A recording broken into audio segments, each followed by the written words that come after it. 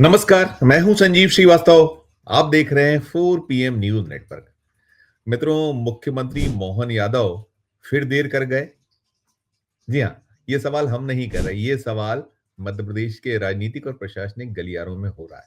दरअसल कुछ ऐसे ताजे मामले हैं जिसे लेकर सरकार बुरी तरह से घिरी हुई है, और सबसे खास बात यह है कि अब अगले सप्ताह से मध्य प्रदेश राज्य विधानसभा का शीतकालीन सत्र शुरू होना है, और सत्र शुरू होने के पहले ये जो मुद्दे हैं, इन्हें लेकर सरकार अभी तो घिरी ही घिरी है, लेकिन अभी सड़क पर मामला चल रहा है। अब उसे आने वाले दिनों में सदन में भी जवाब देना है। हालांकि बहुत बहुत छोटा सा सत्र है, राज्य विधानसभा का जो सत्र है उसे लेकर भी बहुत सारे प्रश्न हैं, लेकिन वो अपनी जगह है। अभी मैं बात करूंगा कि क्या वास्तव में मुख्यमंत्री मोहन यादव से देरी हो गई, क्या कुछ सुस्ती आड़े आ गई, क्या कुछ रहा, उनके जो सलाहकार हैं उनका जो पूरा का पूरा एक तंत्र है, वो तंत्र कहाँ चूक कर रहा है। इस सवाल की गूंज इसलिए हो रही कि जैसा मैं कह रहा था कि अब लगभग 5 दिनों के बाद जो मध्य प्रदेश की जो सरकार थी, उसने एक मसला चल रहा है जो अभी रायसेन जिले में है।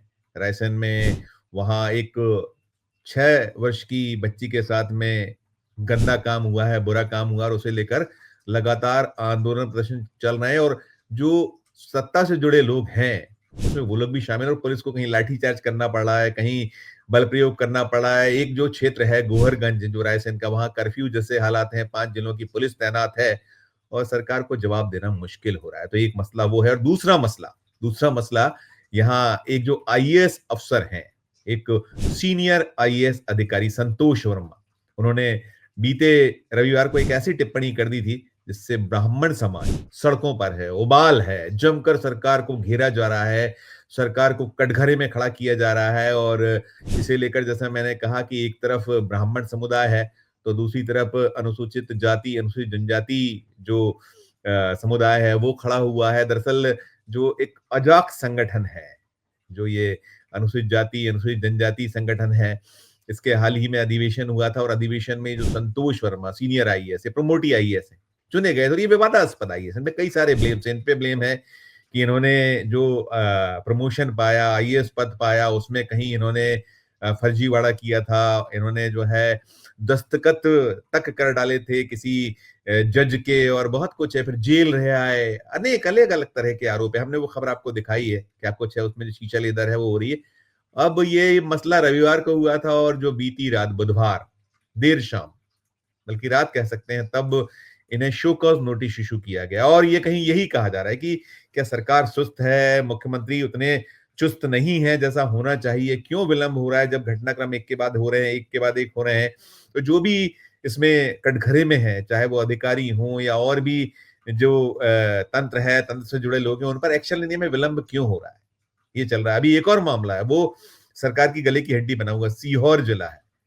सीहोर में वहाँ जो वीआईटी एक ग्रुप है, जाना माना दक्षिण भारत का, उसका एक कैंपस है। उस कैंपस में 2 दिनों से बवाल काट रहे हैं। वहाँ बच्चों ने एक जमकर आंदोलन प्रदर्शन किया, और उसमें भी ये निकल कर आया था कि 4 बच्चों की वहाँ जो पीलिया से मौत हो चुकी है। 100 से ज्यादा बच्चे भोपाल, आस्टा और सीहोर के अस्पतालों में भर्ती हैं। और जब उन्होंने वो दूषित जल, दूषित भोजन तमाम को लेकर उंगलियां उठाई, आवाज उठाई, तो उनको वहां पहले प्रबंधन के लोगों ने पीटा मारा, और जो प्रशासन है उससे उन्हें नहीं वो जो मिलना चाहिए थी सहायता, राहत नहीं मिल पाई। सरकार भी उस पर मौन बनी। क्यों मौन बनी है समझ में नहीं आ रहा। इतना बड़ा मसला है, 4,000 बच्चे हैं आपके प्रदेश में, वो कॉलेज है, एक बड़ी मोटी फीस वसूलता है, प्राइवेट कॉलेज है, उसको लेकर क्यों सरकार का रवैया रुख कहीं ऐसा है कि अब तक हो चुके हैं 48 घंटे से ज्यादा है, वहां बहुत बवाल कटा है। छुट्टी कर दी गई 8 दिसंबर तक, 8 दिसंबर से एग्जाम होने थे, पहले छुट्टी की गई थी 30 नवंबर तक, जब ये बवाल हुआ।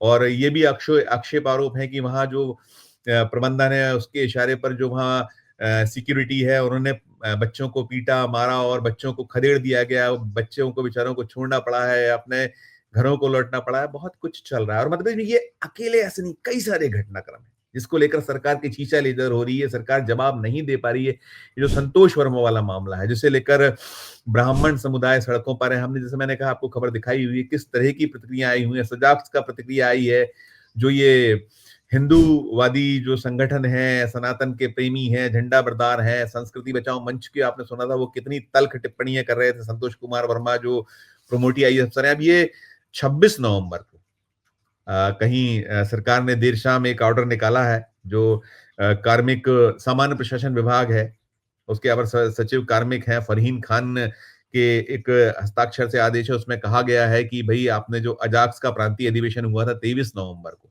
23 नवंबर के प्रांतीय अधिवेशन में आपने आरक्षण को लेकर एक बड़ा ही अभद्र टिप्पणी की। उसमें कहा गया है कि जो आपने टिप्पणी का उल्लेख भी है उस आदेश में जो निकला हुआ है, उसमें पूछा गया है कि अखबारों में 25 तारीख को प्रकाशित हुई है और प्रकाशित होने के साथ में उन्होंने कहा है कि आपके द्वारा कहा गया कि एक परिवार में एक व्यक्ति को आरक्षण मिलना चाहिए, जब तक मेरे बेटे को कोई ब्राह्मण अपनी बेटी दान नहीं कर दे या उससे उसका संबंध नहीं बना ले।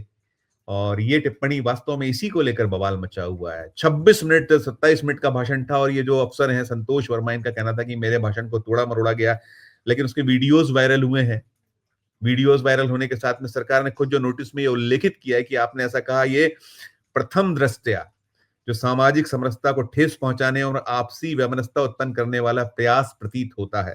तो जो भारतीय प्रशासनिक सेवा अधिकारियों से अपेक्षित आचरण के अनुरूप नहीं होकर अनुशासनहीनता और स्वेच्छाचारिता एवं गंभीर कदाचरण की श्रेणी में आता है, ये कहा जा रहा है इस आदेश में। और ये भी कहीं कहा गया है कि जो अखिल भारतीय सेवाएं आचरण नियम 1968 नियम 3(1) 3(2)(b)(1) का उल्लंघन आपके द्वारा किया गया है, इसमें ध्वनित है। और फिर आप आपने स्वयं को अखिल भारतीय जो नियम 1969 के अंतर्गत कार्रवाई का भागी बना लिया है, ये कहा जा रहा है। और जिनसे कहा गया है कि आप 7 दिनों में ये जो पूरा का पूरा मामला है, मसला है, इसे लेकर स्पष्टीकरण दें। इसमें यदि आप स्पष्टीकरण नहीं देते तो फिर एक तरफा कार्रवाई की जाएगी। यदि आप एक ये जो आपको अवसर दिया जा रहा है, तो ये मसला है, ये मामला है इसमें। और जैसा मैंने कहा, इसमें ब्राह्मण समाज और उधर अनुसूचित जाति, अनुसूचित जनजाति समुदाय आमने सामने बना हुआ है। ब्राह्मण समाज के जो लोग हैं सड़कों पर हैं, आंदोलन प्रदर्शन हो रहे हैं। इसमें जो विरोधी दल हैं, विपक्ष है, उन्होंने भी सरकार को घेर रखा है। उन्होंने कहा है कि जो पर्ची वाले मुख्यमंत्री हैं मध्य प्रदेश के मोहन यादव, इनसे नहीं संभल पा रही है सरकार। और कहीं ये भी निकला है कि इसमें जो आपसी द्वंद है, आपसी राजनीति है। कांग्रेस का एक बयान ये भी आया है, जो मध्य प्रदेश कांग्रेस के अध्यक्ष हैं जीतू पटवारी, उनके बयान पर भी बड़ी विस्मय प्रकट किया जा रहा है। उन्होंने तो ये तक कह दिया है कि ये सारा कुछ शिवराज सिंह चौहान, जो मध्य प्रदेश के पूर्व मुख्यमंत्री और अभी मौजूदा जो केंद्र में मंत्री हैं मोदी सरकार में, उनके पास में कृषि और ग्रामीण विकास महकमा है, उनके इशारे पे सारा कुछ हो रहा है। काम नहीं करने दिया जा रहा है मुख्यमंत्री को।